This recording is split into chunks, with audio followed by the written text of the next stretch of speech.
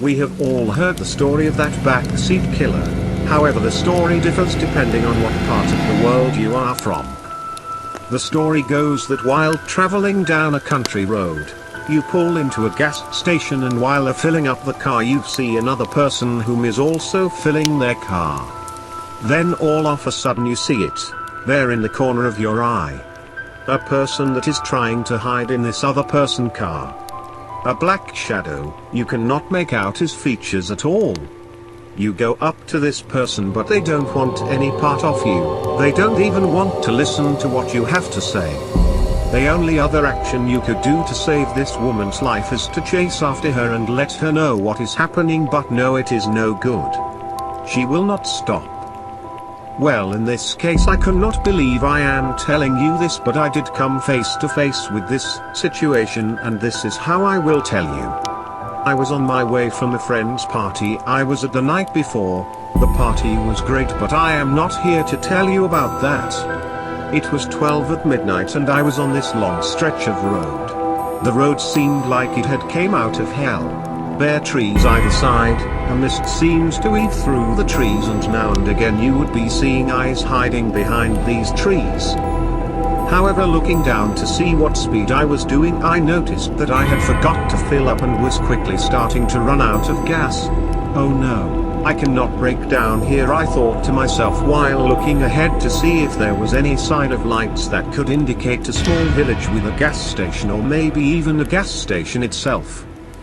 It seemed like I was doomed and had to walk the longest, loneliest walk of my life, just to get some gas. However, the car seemed to keep on going, and with lady luck on my side, I spotted a gas station just a few miles ahead of me. It seemed like hours, but in theory only 30 minutes had passed. Now, with my luck starting to look up, I headed for the gas station, willing my car not to break down, well, at least not until I am very near it. I was jumping for joy as I pulled up into the station.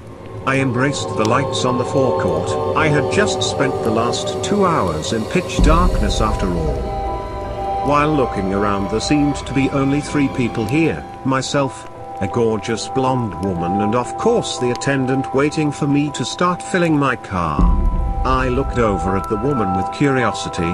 She looked quite tired. Must have been a long drive for her, I thought to myself. Then, looking back to the attendant, he seemed to be delighting in a magazine of some sorts. I looked back to the pump as I didn't want to spend the money I didn't have. While watching the counter on the pump, something caught my attention in the corner of my eye. Brushing it off as a bug or something, I continued to fill up my car, but yet again, I get that same image from the corner of my eyes. I took my finger off the trigger and looked around to see if there was anything new. I did not notice, but no. I turned my gaze back to the pump, but just before my eyes caught the screen, then I did notice it as a dark chill ran down my spine. I watched in horror as I saw a man in a dark cloak pop up his head to examine his surroundings. Looking closer at him, he seemed to have some sort of sharp object in his hand. I kept an eye on him as he kept looking around. I was surprised that he did not spot me yet. Now, having a bad feeling in my gut, I knew I had to do something, and something quick, before it was too late for the woman driving. I managed to finish filling up my car, all while watching this man in the woman's car. Looking into the station, I could see her wandering around looking for items that she could possibly eat or drink. Watching the woman to see if she noticed this dark shadow in her car, I made my way into the store. I went from aisle to aisle looking for the woman, just so I can warn her of her impending doom that could soon to be.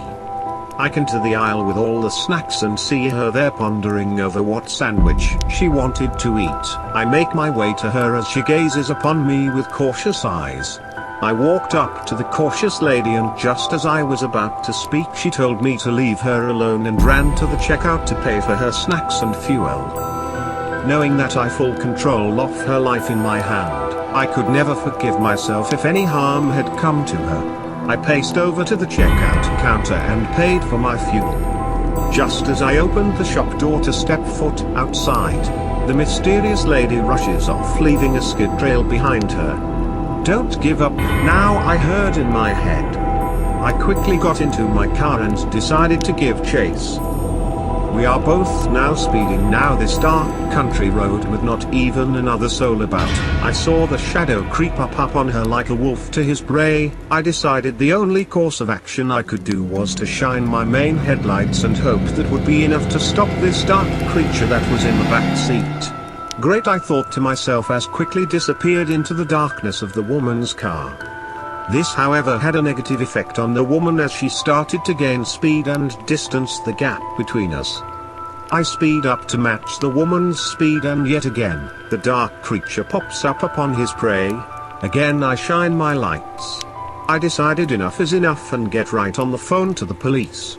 I tell them what road I am on, the color of the car I am chasing and also the reg number. I get told the police are on the way and to keep chasing the woman to try and keep her safe. I really hope that I thought to myself. 45 minutes have now passed as I first started this chase with no sign of the woman wanting to stop. I didn't blame her really, I would not stop for a stranger either. I knew to myself that I had to stop the creature from having his way, so I continued to follow her while also giving directions to the police. Hope came as I started to see street lights. Now I didn't have to flash my lights to make this creature disappear from sight. Now we seemed to be in a suburban area, seemed like a nice place. Would love to live here one day, I thought to myself. I shook off the thought. Hope came as I see her now on her phone. I hope she is on to the police, I thought. I gave the police the street name and house number as she pulled into a house. As I pulled up behind her, police surrounded her car. They all got out with guns pulled and trained on the back seat of her car. The color drained from her face as she looked into her rear mirror and saw this man with his hands up.